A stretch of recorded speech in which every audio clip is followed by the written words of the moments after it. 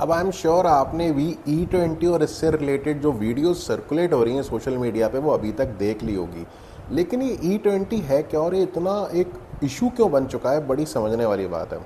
तो पहले ई का मतलब है इथेनॉल।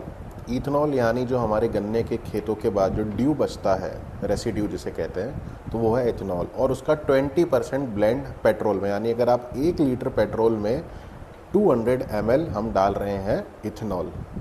Simple simple E20।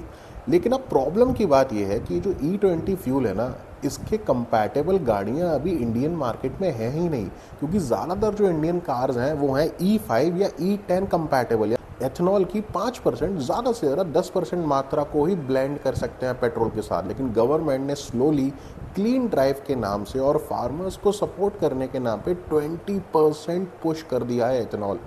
अब इसके दो बड़े मेजर इश्यूज, कार मेकर जो हैं, ऑटो मेकर्स, वो साफ साफ मना कर रहे हैं कि अगर कोई car ethanol with 20% blend fuel अपनी कार में डालता है तो हम किसी भी प्रकार की वारंटी गारंटी से इम्यून है, हम आपको नहीं दे पाएंगे वो वारंटी या गारंटी, क्योंकि आप रिकमेंडेड फ्यूल यूज़ नहीं कर रहे हैं।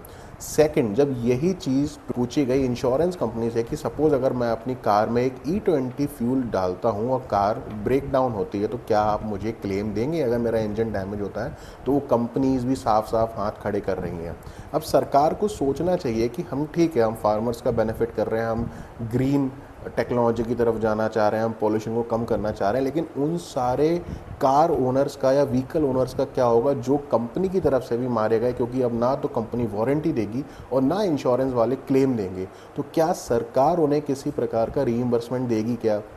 उनकी गाड़ियों में जो वियर एंड टियर होगा और डैमेज होगा, हो सकता है परमानेंट भी डैमेज हो जाएगा। कई वीडियो ऐसे सर्कुलेट और वायरल हो रहे हैं जहाँ पे पिस्टन्स और फ्यूल इंजेक्टर, नोजल, ये सब डैमेज होते जा रहे हैं। तो क्या सरकार कुछ असिस्टेंस देगी? तो अब आपको कैसा लगा इस E20 के बारे में ज़रूर बताओ। और अगर मेरी मानो तो जो हाई ऑक्टेन वैल्यू वाला पेट्रोल है उसी को अपनी कार में यूज़ करना, अगर अपनी कार को लंबा और सही चलाना चाहते हो और जेब पे मार नहीं चाहते हो तो।